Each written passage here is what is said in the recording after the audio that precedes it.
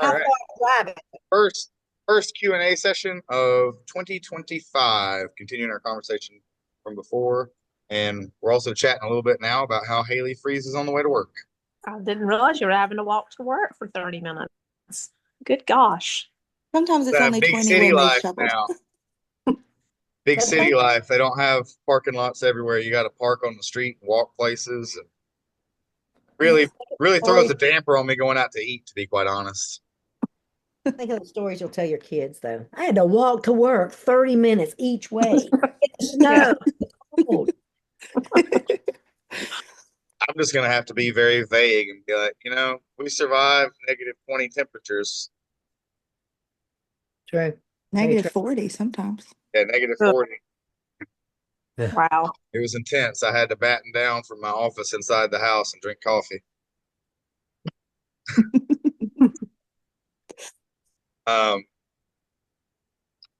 yeah. So, how was the rest of y'all's week of training? Did you feel? I know you didn't feel too beat up or nothing from the DECA. Um, So, can I be honest with you? yeah. We add stuff from time to time because we're a little extra, Josh. So, sometimes when you have that we're doing 2 sets of something, we might do 6 sets of something, just so you know.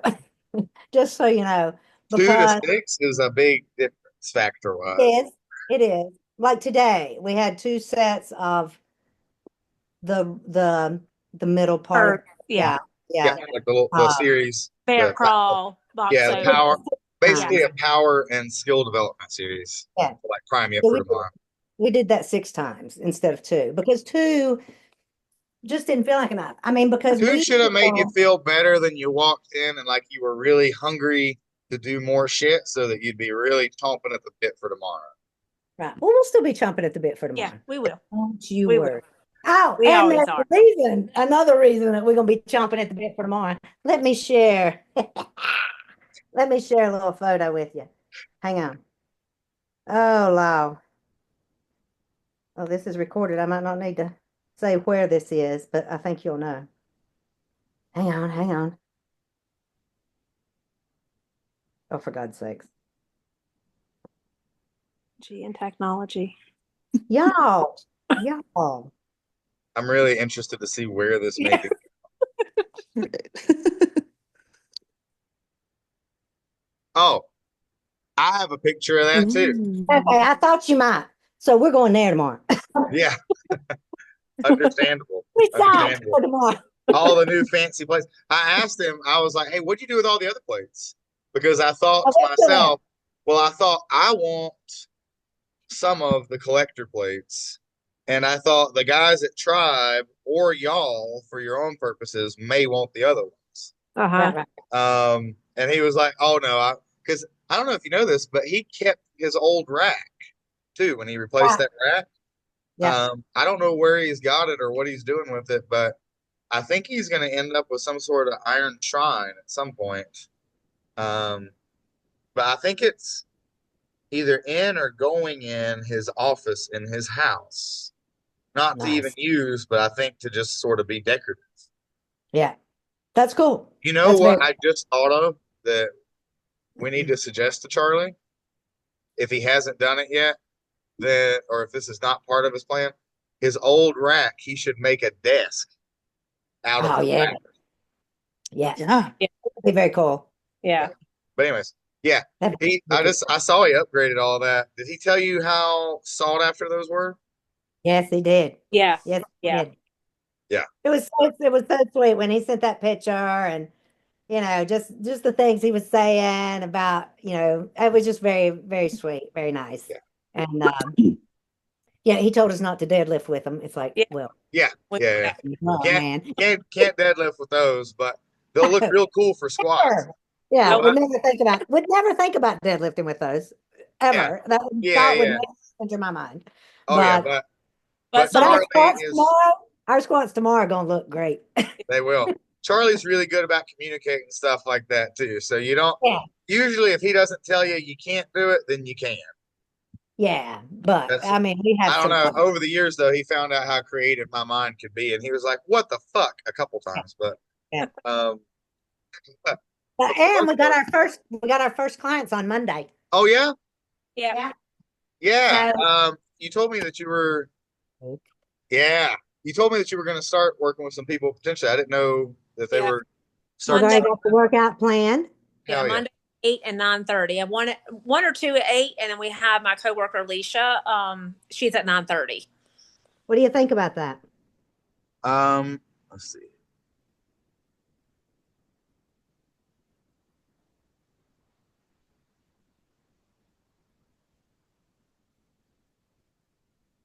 If she's in pretty good shape, that's pretty. I mean, the lower stuff should be. Can you put it back up? Um, the plyo push-up thing may be a little rough for her if she's not already in pretty good shape. It may have to be a. That's on the plyo box, not on the ground. But just Not- Oh, on the so plyo box. Ella. instead of grabbing a plyo box, I would actually set it for two reasons. One, it'll well, actually three reasons. One, it'll be more stable. That's the third reason I just added in. Second is you're going to be more objective with it, so you'll be able to know like, okay, I'm at this hole, I can move it down this much. And then the Okay. third thing would be Wait a minute, that it's what are going you to keep talking your about? wrist straighter if you Oh, put yeah. the bar Yeah. in the rack and just put it on the J Yeah. hooks, and I've then seen you that. can adjust the J hooks up and down. Oh, I like that. It gives you something better to grab than the corner of that box. That makes sense. Yeah. That's a Yeah. much better idea. Yeah. Yeah, Okay. it just makes it you can adjust it much more too. So you can. I would just start her off. You got what, 3 sets of 8 that you wrote down there? Yeah. Plan?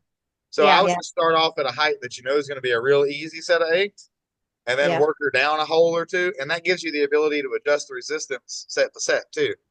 So you can drop her down a hole or two, and then get her another 8. If that looks pretty hard, stick with that, and then you can record that as she got 8 that was pretty hard at this height, Yeah. right? Yeah. And then you Okay. know where.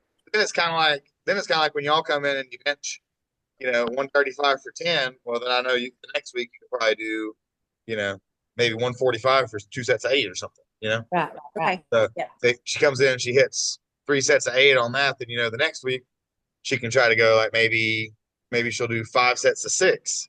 So the volume and the intensity both go up a little bit, right? But then you can bring her down a little bit lower for those last couple sets too. Yeah. Okay. So Cool. yeah. Yeah. So our Yeah. second client at 9:30 is my coworker, and she does yoga. She's a yoga instructor. So I would say she's definitely a little bit more advanced with mobility and certain things that she can do. So she can kind of probably be one that can go ahead and start out doing the UA warm up with lunges, side lunges, because Yep. but our first clients, we tweaked that warm up a little bit because we wouldn't put them We into don't know what they're capable of. Yeah. We Yeah. put in things that we felt were easy, but still required good form because we figure that no one's going to walk in with having good form. Check out stability ball squats too for beginners. As opposed to doing it with the TRX. TRX is Okay. not bad, but a lot of times you'll see people that are beginners, they try to hang too far forward on it. They're just kind of Yeah. holding on it too much. Yeah. So Yes. if you can put the stability ball behind somebody's back and then just adjust their feet forward a little bit, and they go up and down pretty much like a hack squat machine. But that way they have to focus on pushing their knees out. They have to ground to the floor a little bit better, and they Okay. can't just tip back and hang on that strap. Pushed up against the wall, right? So they Yeah. do that up Yep. against the wall. Yep, Okay. up against the wall, and they should be set. They should be set where if you look from the side, it basically looks like they're just doing a squat. And you Yes. want to cue them to stick their ass back into the ball. So the ball should start being on them. I was gonna say, where does it need to be on Ball there? should be about right here. You see my hand? Okay. Yep. Ball should be about Okay. right here. Makes And then sense. that way, as you go, it's going to roll up. Nice. So you'll Right. still be able to stick your ass back underneath that ball as it rolls under you. Okay. Yeah, we used to do those, Dee, at We Burn. did, Vern. We did. Yep. And we can play with it tomorrow while we're at UA. Just Yeah, because we're gonna go there tomorrow and play around with some stuff and Yeah. Yeah, that would be my suggestion. And also, if you need something that is so, I try to think about, especially when you're getting people that are new into it, then you've got two things to consider. One is you don't want to throw them in the deep end in movements they're not ready for, right?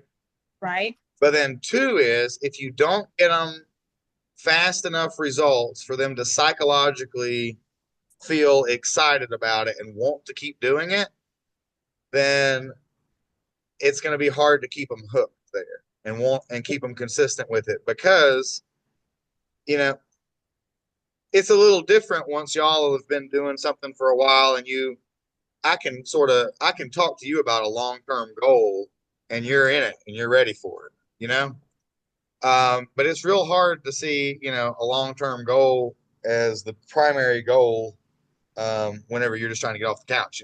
So Yeah. I say that to say that there's some things that you should have in there that are going to make you better at the movements, and sure, they're training the muscles and stuff like that too. But ultimately, your intensity is going to be limited just by the skill level of the lift, right? Mhm. Like, just because she looks like she can do that stability ball squat really well doesn't mean you're going to have her lift as much weight as she possibly can on it, right? Right. Because that wouldn't be safe. But you could very safely put as much weight as she could drag on that sled. Yeah. And it Yeah. doesn't have to be that because I know it's cold as shit and stuff right now. Sure, But sure. that kind of concept, right? Or like battle rope slams. Like, not that that's necessarily a maximum strength thing, but it still teaches people that go as hard as you can type of thing. And also Mhm. from a metabolic standpoint, they're just going to be able to go a little harder on that. That's why when you go to like classes, like think about when you were at Burn, I think they had battle ropes over there, right? Yep. People that went hard on those, they looked like they were fucking dying, right? It's because they didn't have the skill level to go to that intensity level on the other things. And so out of the menu of the movements they were able to choose from, that was as redlined as they were getting, right? Mhm. Whereas it doesn't seem that crazy to y'all now because a set of 10 on heavy ass squats is going to probably put you more out of breath than that, right? Yeah. But yeah, so I would try to think of a couple things like that when you see them move and you see what they're capable of doing, and it doesn't have to be in the first session or two by any means. You don't need to dog the shit out of them where they're super sore the first couple sessions either, because the thing with coaching is balancing the objective side of things and the subjective side of things all together, because you have to Mhm. balance that science side and the human side, right? Right. um and so Would um you do a 4 or 6 week block with new people?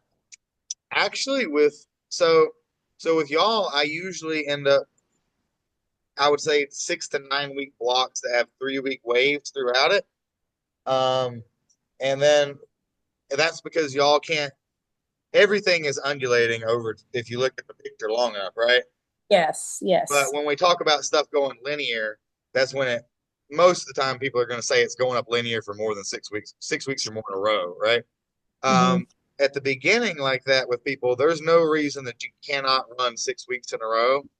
Um, and a lot of times for them, it seems less overcomplicated and convoluted for them, so they kind of pick up on the patterns better too. Okay. If they're like straight off the couch, or even if they're not straight off the couch, if they're like totally new to this, then there's absolutely no reason that they can't run 6 weeks in a row, probably multiple times in a row.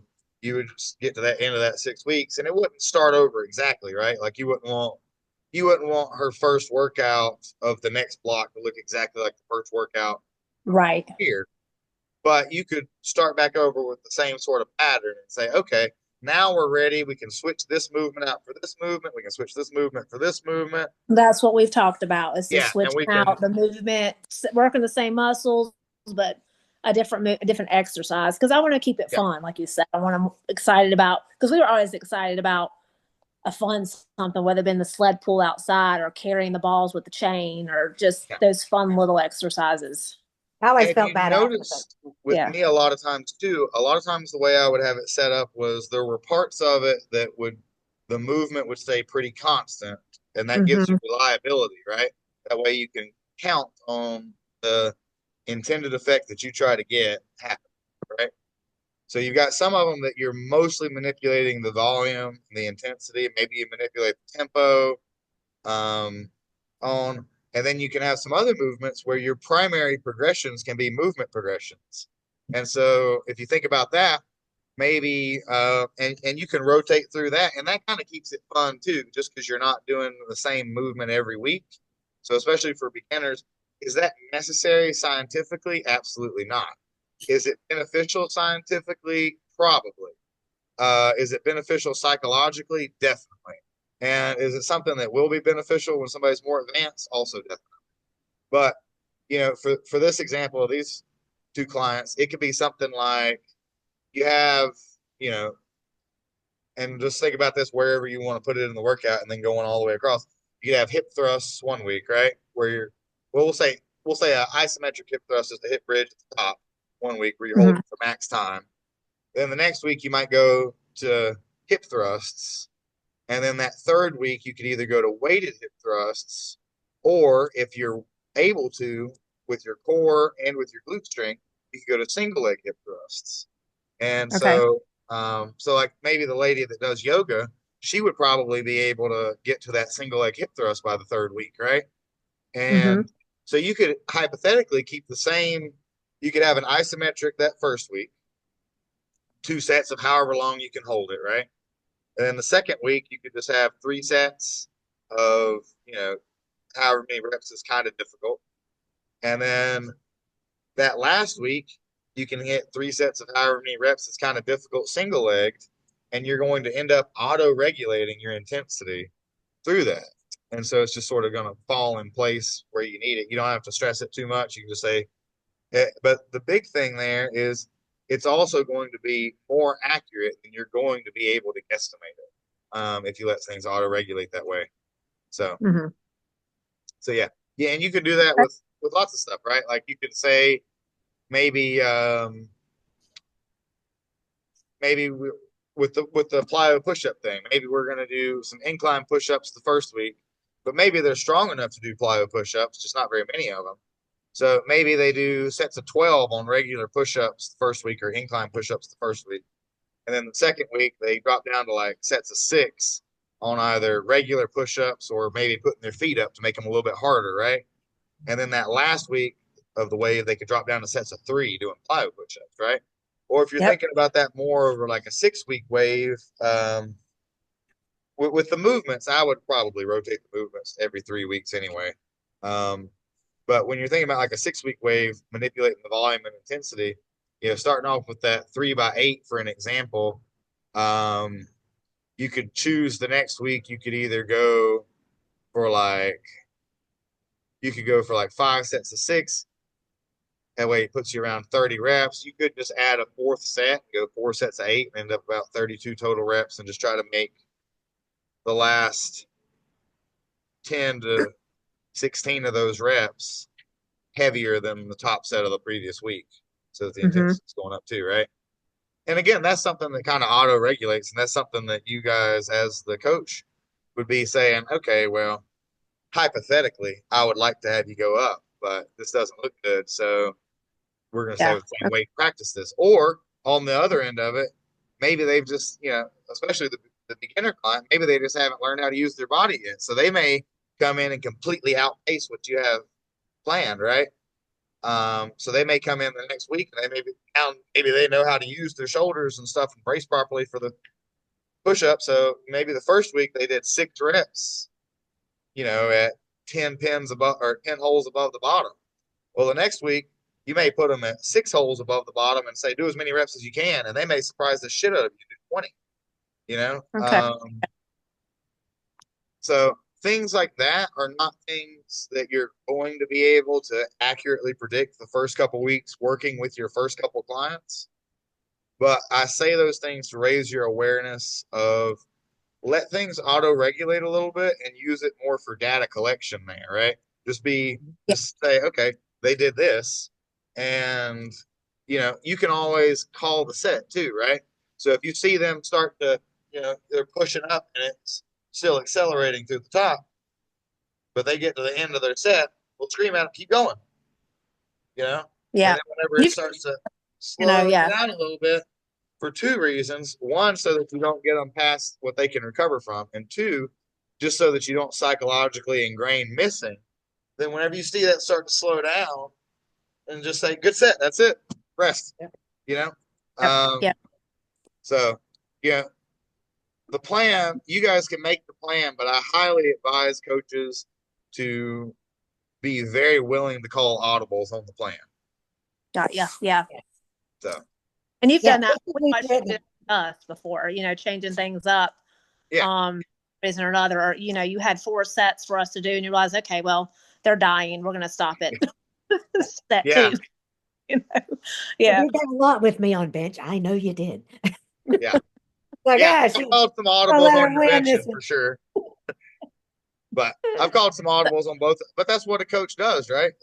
Yeah, That's the whole value of a coach versus just getting a program, right? yeah. If it was as simple as just getting a program or an ebook of it and just doing it, then there would be no coaches. There would just be ebooks. There. Whenever I started doing powerlifting, that's how it was. There weren't really powerlifting coaches because it wasn't really a viable career in powerlifting. Also, there wasn't as many powerlifters. Like there's been a huge influx to powerlifting from CrossFit and stuff like that starting up. And so used to it was all ebooks, and there's a reason that people moved away from that as more information and more coaches became available. I mean, there used to be like a couple people that would maybe be like coaches that would actually be like coaches for it, and there was no hire them to work with you.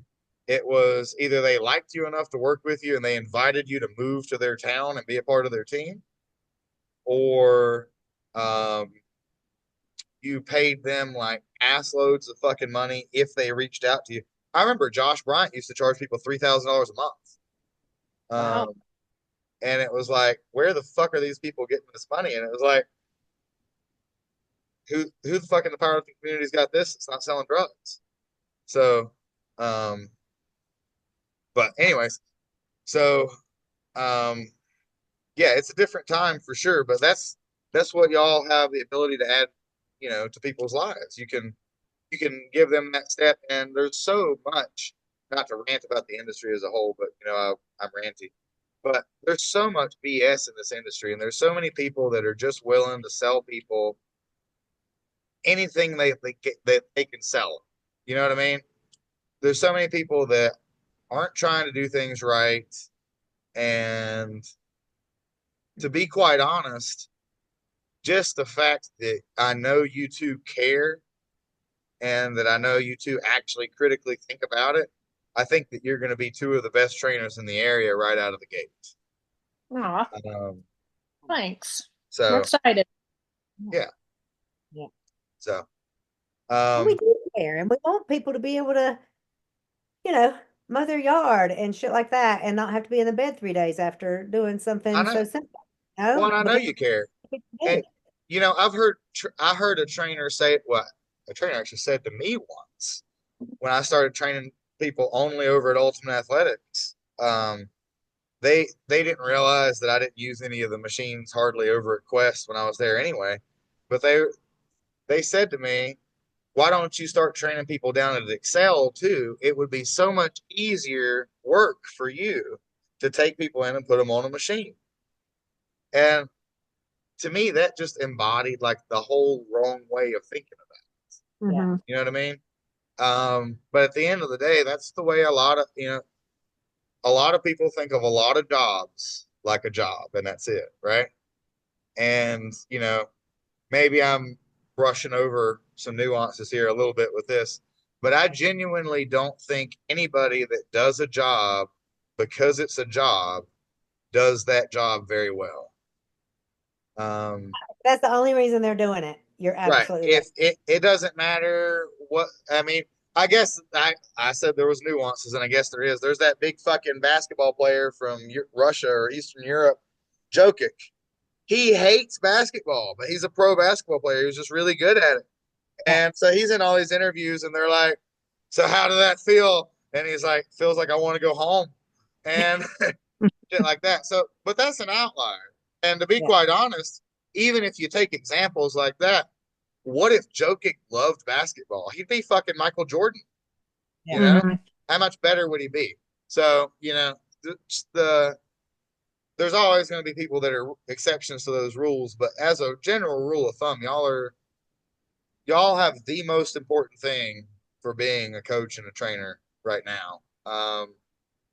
So keep adding to it with, certifications, asking me shit, whatever. Um, Yeah, Josh, I didn't. but Gina got signed up for the DECA certification, and of yeah. course, when I to go purchase, it's not available to purchase at this time. I don't Oh, know. They convenient. sold so many of them, but I'm just going to flip gears, and Yeah. I'm going to do a nutrition certification, just because that is just something that I've always had an interest in. As Mhm. I think I've told you before, I went to school to be a dietitian back in my 20s, never completed any of that. Um, so I think I'm going to take that side of it for now until that DECA certification opens up, Yeah. and then I'll do that.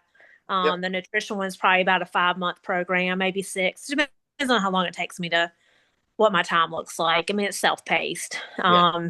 And then I'll have kind of that side because that's just something that always has been interesting to me. So I think being able to add that to with our clients, just a little bit more knowledge from what I've already know, what you've told me, what I've seen elsewhere. It's Yep. just kind of my education.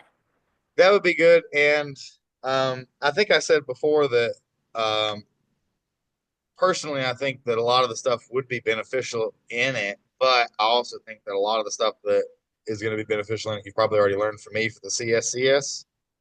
Yeah, Um, yeah. but the CSCS, it's kind of an arbitrary requirement, so it's kind of stupid that you wouldn't be able to easily go grab this one, Gina. But it doesn't matter what your fucking degree is in. It could be in the history of paper plates, and you can go get a CSCS, but you have to have a 4 year degree to get that one. But what I would say is, especially if y'all are going to market together a little bit, Mm-hmm. that you can cover a lot of demographics that you can market to. If you get the CSCSD, and then Gina, if you just get the CPT, so it's like a certified personal training, and then they've got other special population stuff through the NSCA too. So you can even get one Okay. that's called literally called special populations, and they teach you how to work with people that are injured, people that have certain mental deficits, stuff like that. That's kind of cool on some stuff. I will be very upfront though that a lot of that stuff is, it depends on how you look at those things and what you enjoy. Some people find that very rewarding, and some people find that very stressful to try to problem solve some of that with those populations. Um, so those are things to consider. The other one that I think would be highly marketable for you, Gina, is if you get the tactical strength and conditioning one, Yep. the TSAC, then you can get that. And if D's got a dietitian and a CSCS, and you've got and DECA, and you've got DECA and CPT and TSAC, then you could probably get some law enforcement groups coming over there if you wanted to, because the police station's right out back. Get some stuff like that going. And groups, if you can get like groups of 3 to 5, then that's probably going to be your best bang for the buck money wise, for the amount of time you're putting into it. I don't know if you want to take on groups quite yet, but just something to think about. And groups aren't always harder. They do require you to be more organized, but they're not always harder. Yeah. Mm-hmm. And actually, I kind of think they're easier. I grew up, I grew up. I did a lot of strength and conditioning stuff in college weight rooms and stuff, and so that sort of pace is just sort of more engaging, for me a lot of times. I think so. Yeah. Yeah, That's cool. yeah. Keep those things in mind. Keep those certifications in mind too. Okay. Yeah. Yeah. Will And do. I'll say this too, this is flipping back to where we were before we got down this rabbit hole, talking about us adding extra stuff in Yeah. to the workout on our intensity days, on our high intensity days. We've done that. Our reasoning behind that is because we want to keep our heart rate in that elevated zone for at a minimum of 20 minutes. And if we only going through a series like twice or 3 times, we're not doing that. We're keeping it high for, I don't know, 5 to 6 minutes. Whereas if it can stay high for 20 minutes and we can get comfortable there, I think then keeping it high for an hour we're gonna be all right when it You're comes to like the fit or you're something. correct in terms of doing a session that's intended to be a primary driver of adaptation, but the session would be more designed to be a primer so that you have the ability to create more adaptation tomorrow. So when we look at like when we've done sometimes like when we do like a really really heavy thing first, or we do Yeah. like a explosive thing first, it's similar to that, and it's not quite the same because that is not truly post activation potential with this. But the idea is basically that you potentiate the nerve impulses that you're going to need the next day. You sort of lay the neuromuscular groundwork for how to do those movements really precise, and you keep the volume low enough that you can have like absolute technical precision with it, not really worry about it. And it really shouldn't be. You're totally right that if you're only keeping your heart rate up for like 5 minutes, that's not going to do a whole lot in terms of improving your conditioning that much. Uh, Right. but those other days, you really only need about 2 to 3 days a week, um, optimally, where you're doing high intensity interval stuff. Um, Yes. so that's kind of covered through the week anyway with some other stuff that's built in, and so it's more. I would almost say it should feel more like an active recovery day. Like you should get done with the Saturday thing. And you should want to do more stuff. Oh yeah, we could It should today. be. I'm not going to say the whole thing because Dave Tate's whole rant gets a little bit vulgar with this. But you should go look it up on Dave Tate's speech about what proper training should feel like. Okay. Uh, if either y'all aren't going to find it, and you're going to be like, "Fuck it, tell me," or you're going to find it, and you're going to be like, "Oh my god!" So we'll see which one that is. Okay.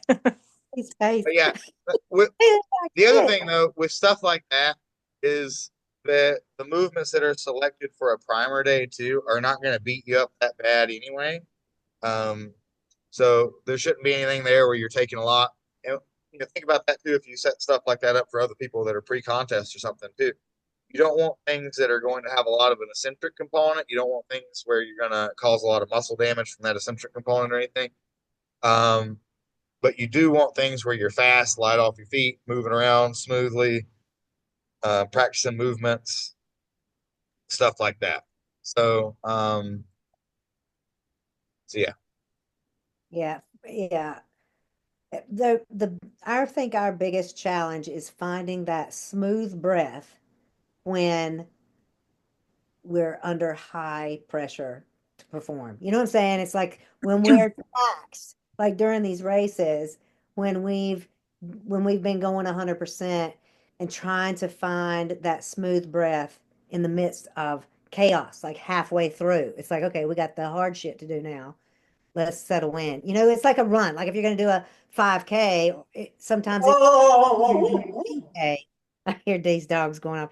Easier to do a 10K because it takes you the 5K just to get settled in Yeah. to find the comfortable breath. Because when you find it, well, hell, in a 5K, now it's over, you know? Yeah. So yeah. So from that side, maybe one of the things we can do through the week and stuff to add, um, and then even on the Saturday, so that you can practice that skill a little bit more too, without beating anything up, is we can put a little bit more low intensity, steady state stuff in. Um, so on Saturdays, that could be something like I want to stick to like an arm bike, something like that for a lot of it. We can put some stuff like that in too. But then through the week, uh, complexity is often the enemy of intensity, right? So you need a little bit of both in things, but so that you can just go on something for a really long distance. And just throwing in shit tons of running volume is not my usual way to go. But actually, over the next like 3 week block, maybe that's a good direction to go for y'all, is to have one long run a week, so that you kind of get settled into the thing that you suck at the most in the DECA, Yeah. and getting really comfortable at that thing. And when I say long run, I'm not saying like run a fucking half marathon or something like that. Yeah, yeah, But yeah, yeah. right now, I don't have you doing any long distance running Yeah. continuously. So put Well, in, being able to keep that heart rate, I think that's yeah, the big thing for us is, our heart rate doesn't get too high, during the week. And I think that's where the uncomfortable comes is for 49 or 39 minutes in these DECA fits, my heart rate's up there. I mean, I think last year, Josh, when I did the fit in June, mine spiked to 205 at one point. June's Yeah, we both did. 198, Yeah, hers was yeah. 198. And I that, that- felt it too. This heifer stopped. I'm like, fuck that yeah, shit. that's where we find we have to walk. And part of that's breathing. Part of that is a breathing thing. And now we have the yeah, nose strip. That's the struggle of getting that breath and being controlled with the breath. But we also came off of powerlifting in months of training where we didn't really, the heart rate doesn't get real high. yeah, So it's being comfortable in that run. And like, again, the DECA fit's basically running a 10K. yeah, It takes a little bit to get warmed up. Then you kind of settle in that in between. And it's kind of like you giving it, you're all out in those last, few miles of the race. And it's being able to sustain that and being okay with that heart rate averaging 150 or so, whatever I should be at.